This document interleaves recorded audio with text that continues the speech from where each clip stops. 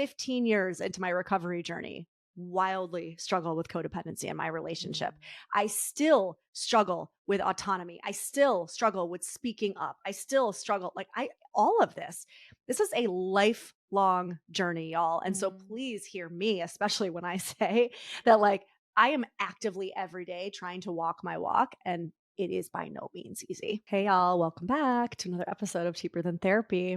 So we want to start today's conversation with an invitation for those of you who are already joining us to join us at this unbelievable love and relationship summit that Danae and I are both going to be at as speakers. We're super excited. It's called In Bloom, and it's going to be in Vancouver, Canada, April 12th through 14th. So John and I will be speaking that Friday night, and then there's a panel on Saturday that we'll be in, and then Danae's going to be doing a workshop on Sunday, and the lineup is stacked, right? So let me read you who's going to be there. So not only obviously me and Danae and John, but we've got Todd Barrett, we've got Dr. Jody Carrington, we've got Sean Galanos, who y'all know is one friend of ours, we've got Jillian Turecki, Dr. Jess O'Reilly, and then we have Mr. Gabor Mate himself, as well as Ray Mate. So it's gonna be a pretty amazing weekend. I'm literally already. Dr. Gabor Mate has influenced so much of my life and the way I move through the world. To be getting to do this weekend with him, I'm so fangirling out already. Totally. I'm like, you're gonna have to be cool. I could die happy. I'm so excited that we get to meet him and hear him speak. I think it's just going to be such a packed but deeply inspiring weekend full of content that shifts perspectives on so many things, Yeah. So if you haven't already, you can find it in either Danae or my bio link. You can go to Real Love Ready's Instagram, who is hosting the In Bloom Summit, and get all the information for tickets there. But we really hope we see you there because it's going to be so fun. But this is a really good lead into today's conversation, which is talking about relationships and the larger discomfort people have talking about relationships, or at least talking about, I suppose, the paradigm shift that you and I look at and talk about a lot when it comes to relationships, and the activation that brings up for some people. Take it away, Danae. Well, I mean, I'll take it away with the activation. Yeah, I think it's so funny because we've had people on the podcast that have large social media platforms and talk about the animal that is social media. And a lot of times what they'll say, and this is something I think people should know, and you and I always, when we start retreats, say something very specific, which is pay attention to your activation instead of just sort of, pushing it away or rejecting whatever the thing is that the person is saying. Can I be curious about it? And those people I was talking about that have come on the podcast talking about the formula around social media is it's very much affirm people in why they are right and someone else is wrong and a narcissist, and really, steer away from challenging people to take a lot of personal responsibility for themselves and the change that they can control. And, I feel we're no, we're not going to do that. Yeah, no, we reject that.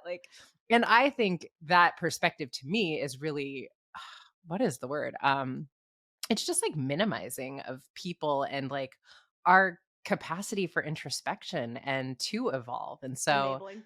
Yeah, well, and also it feels I think you're not, I don't know, smart enough or have smart the enough to do that, or yes. Yeah. And I'm well, I just don't believe that's true of the communities that I really resonate with. And so no, I'm not going to do that. And I think that a lot of the content that I tend to put out, because it's, oftentimes from our retreats, is a lot in that realm of you don't get to control other people, and here's how you take personal responsibility and all of the things, right? And so I posted something earlier today that was not surprisingly activating to a lot of people in the comments, where they were just yeah, that's great in theory. And yeah, you're just sort of not being realistic about how we need to communicate with one another.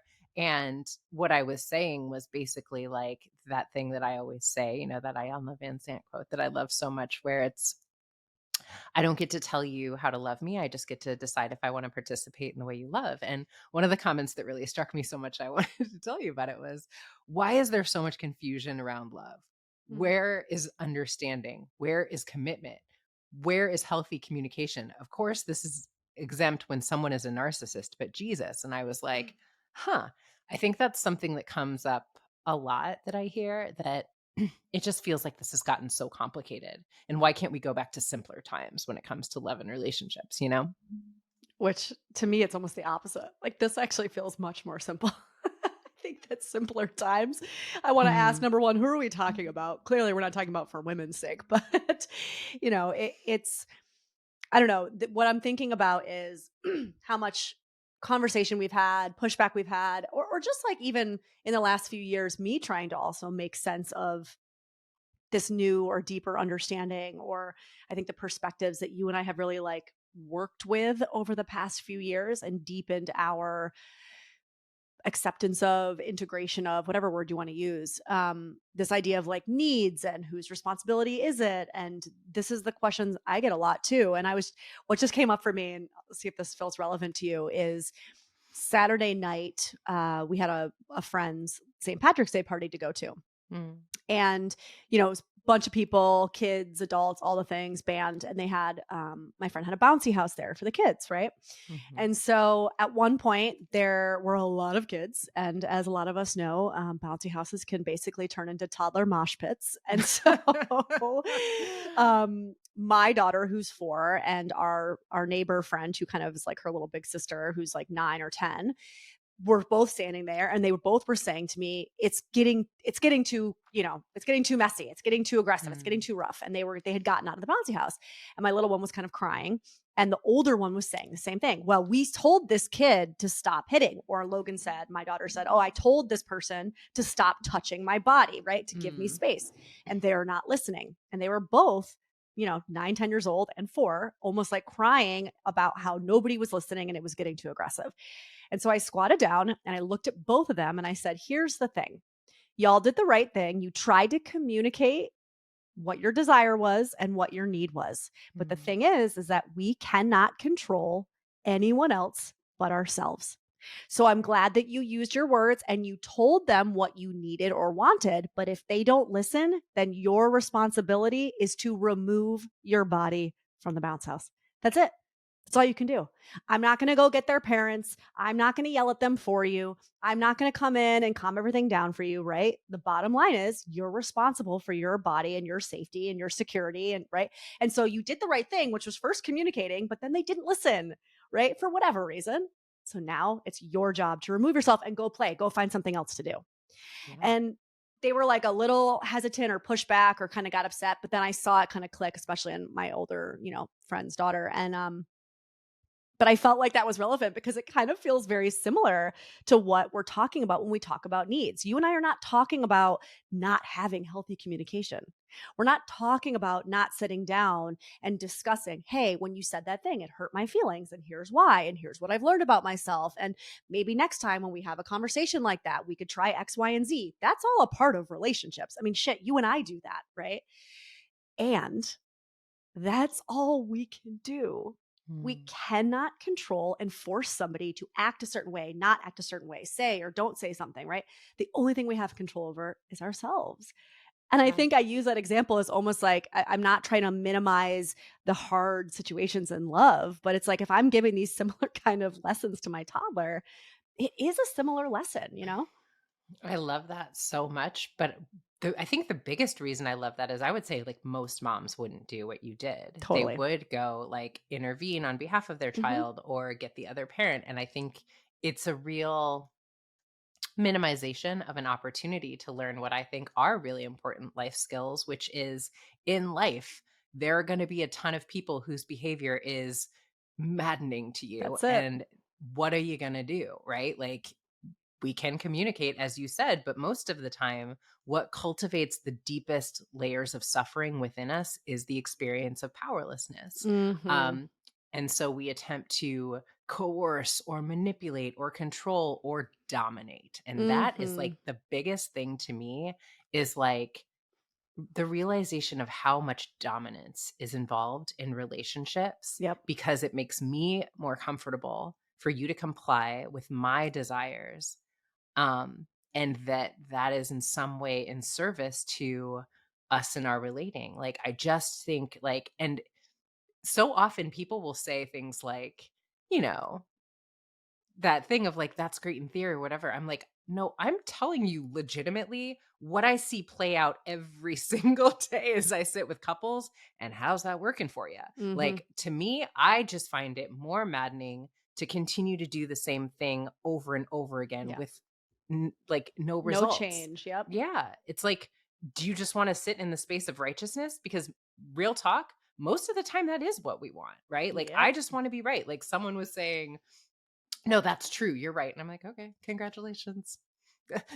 Mostly on with your rightness. Like, I don't care. Like, I would rather have peace. Like, Mm. to your point, like, is Logan right that that kid should settle down and he should like stop doing what he's doing? Sure, I'll give her that. Like, Yep. like, she's right. Like, Yeah. but do you want to have peace or do you want to like coerce this kid into doing the thing? And Or like, dominate this kid, right? Which would be the going to get his parent or me being stepping in and being the parent. And it's like, no. And I'll tell you what, going back to what you said in the beginning, um, this idea of like self empowerment and agency, I think some might look at that as an example of how it's actually like her voice isn't being heard. And so mm, somehow that actually takes away from her power and her agency. And I believe the exact opposite.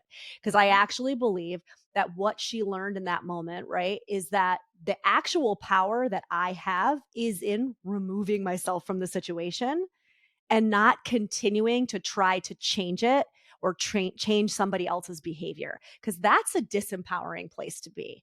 What's that's right. empowering is to say, oh, okay, well, I spoke up for myself and I'm proud that I use my words, right? To say a toddler language. And now I'm going to go do crafts. I'm going to go dance to the band. I'm going to go get food, whatever. Like that's the empowering place. I choose that for me. And like you said, peace. I'm going to leave the situation and find peace. And so I also think there's like a either confusion or maybe like an attachment to what we want to believe empowerment and agency actually is. And what I don't know if I'm explaining this correctly, or is that really just when I say confusion, it's more like victim mentality, and I'm going to hold on to that as actual agency. Do you know what I'm trying to say? Absolutely. I think that, to me, where our power resides in is I decide who has access to me, Mm, period. yeah. And so often, we've just been so taught we're relational beings and we need one another and we Hmm. need to be in these partnerships. And it's like a lot of times, I think what we miss is the extent to which it is a privilege to have people in your life. It is a privilege to have a partnership. It is a privilege to have someone who's interested in your needs and how you feel. And it's a privilege that not everyone has. And frankly, a gift that I don't believe we're entitled to. Now, like people come for me when I say that. And I think a lot of times, and it's interesting, I was thinking about something you were saying when we started about women, and Dr. Shafali Mm, posted something that I sent to you earlier where she was saying, like, so often the strongest comments of resistance to women come from other women. And hmm. Vanessa, when I Oof. tell you, I can't even think of a time when someone's come for me in the comments and it's been a man. Man, And I know. like ever. And Same. it's like we always say, like, it's we as women a lot of times have such a distortion of how these patriarchal paradigms have played out for us that I'm like, sister, I'm trying to help you. Help me help you. Like, this is actually not in service to you in the ways that you think it is. Because if we go back and look at the history of patriarchy, so much of the ways that we created these nuclear family structures was by pulling women away from women in the ways that we gathered together and shared our gifts and our intuitive powers and the celebration of our feminine. And because these masculine structures were so terrified of the power of the feminine, they ripped women away from one another. And women who would not comply, who would not be dominated, were burned alive or killed or harmed in all of these different ways. So we carry that trauma in our tissues, in our genetic code. And then it's like, oh, this is the choice that I'm making because I want to stay in this structure, in this linear way of holding that this is the only way this can be done. And it's like, are you sure that's your choice? Or is that just the choice that you've been carrying for generations because you believe this is the only way it can be done, you know? Yeah, and I will say too that if we're talking about like agency, even in this conversation, like I mean, I will actually I'm not even gonna say that out loud, but What? Now I I'm want not to gonna know. say the quiet part out loud. What? Just this idea of like I've really in the last couple years just totally backed off, whether we're talking the social media landscape, whether we're talking personal relationships. Like Mm. another example of agency is you don't have to believe what I'm saying. You Nope. don't have to do what I'm saying. No one is telling you like to do, like take what works, leave what doesn't. And if this relationship works for you in this structure and in this way, you know what? Go do it, right? And it's one of those things where it's not everyone's soul is on the same place or journey, right? Like it's not all going to look the same. We're not all coming here to do the same work. We're not. And so it's also for me to sit back and be like, that's cool. Like this is what I believe and what I have experienced and seen in my work, right? As a therapist and in my own personal journey as a woman, as a partner, as a mother. And you can take it or you can leave it, right? No one's forcing it down your throat. And I think a lot of Yeah. times when I see some people who are the most activated, that to me always gives me the most like pause because usually, like you started by saying, and in our retreats, we tell people just look at your activation, right? Mm. There's usually information there. There's usually some like deep dive that you can do into what about this is so activating for you, right? Yeah. And also, that's not my work to do for you. Like, again, if you don't like it, keep it moving. Yeah. I think that's so you're saying the comment you didn't say was methinks thou dost protest too much, and I wonder why. Um, yeah, I think what we have and listen, I'm as human and guilty of this as anyone else, but we have really lost the ability to see something that for whatever reason rubs me the wrong way. And this is like on social media, but like in general, and just say, like, not for me, Mm, not my people, doesn't resonate, and that's okay, right? Like it's like we have to like go for the jugular and figure out how to get other mhm, people to cancel this person, and you are wrong and there is an ultimate truth and I need you to like concede that you're not speaking that truth. And it's like, or I have a different philosophy about relationships than you, and I actually as an autonomous human being get to have that, and you mhm. get to have yours, as you're saying. So like carry on in grace, but I said what I said and I get to believe what I believe. You know what I mean? Totally. Yeah, and I mean, look, even some of the things that we talk about, right? I will take them and then I have to work with them and I'm working with them in my own relationship and I'm like, "Oh shit, like walking my walk is Mm. a lot fucking harder than talking my talk." Like, I'll be the first fucking person to admit it. Please, by all means, do not sit there if you are listening to us talk right now or you follow us on social media, sit here and think that I'm perfect in my relationship. Are you kidding me?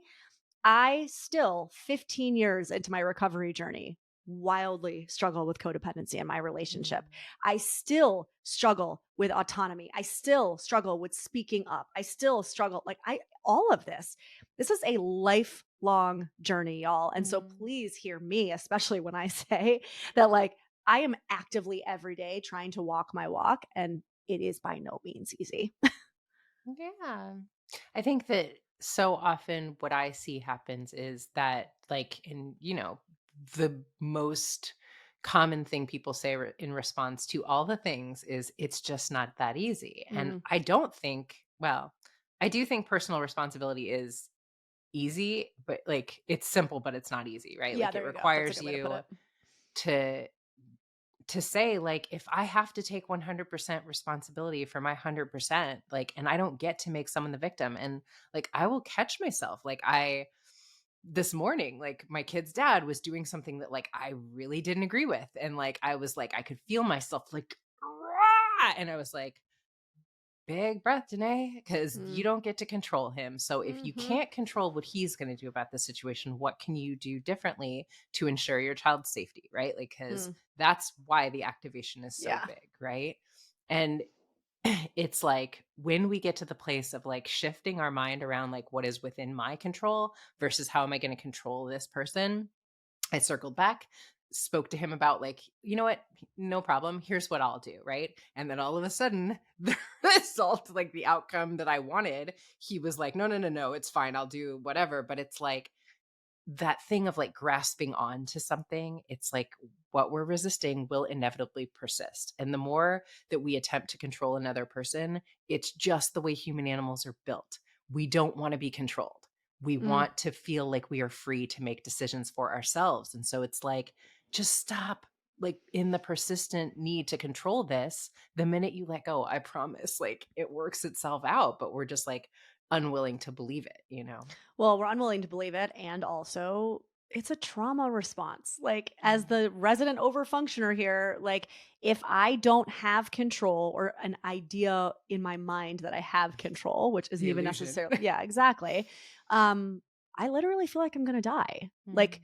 the world is gonna crumble around me. Like, that is no joke. Like, that visceral, deeply felt fear, like, you know it as a mother, right? It is Mhm. something that comes up that is not part of our logical brain at all.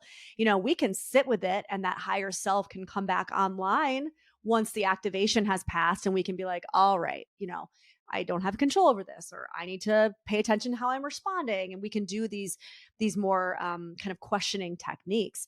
But yeah, in those moments of activation, I mean, it is a very primal response. And I think for those of us who have that, like, that controlling kind of over functioning aspect to like the way that we deal with anxiety, it's like that extra layer that gets added onto it, you know? Um, I was just saying not that long ago to this woman that John and I work with as like a couples coach, intimacy coach. And I have been having some really huge breakthroughs the last couple weeks in my relationship, and realizing that what is coming up and the activation around it is I, again, going to that overfunctioner, like, my whole life has been spent as the one that's constantly scanning for danger. My whole life has been spent as the one that needs to make sure everyone is safe and taken care of. And it's usually to the detriment of myself, right? And my peace and my happiness. And I have had such a revelation the last couple weeks of like just how deep that goes and how much Mm. of my relational behavior is stemming from that place, right? And from that trauma point. And so, is it been scary and have I cried a lot? Yeah, and also it's been a big blessing for me to have this realization, because now I have something else to work with. Like, I have a point in which I can go deeper into that work. So I guess I say that also to let people know, like, the the anxiety fueled reflex to control, you don't have to beat yourself up for that, but you do still have to take accountability for it and start to work with it and look at it, right? Like, two things can be true: give yourself grace and step up and take ownership, right? And do the work around it.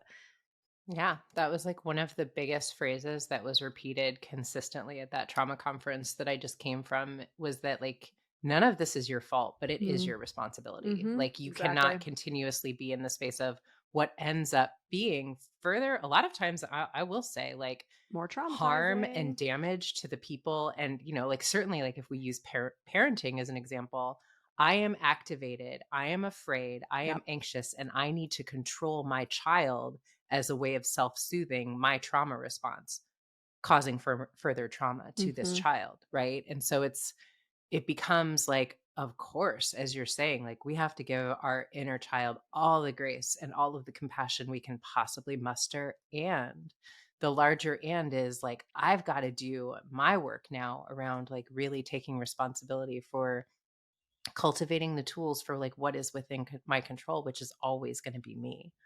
Yeah.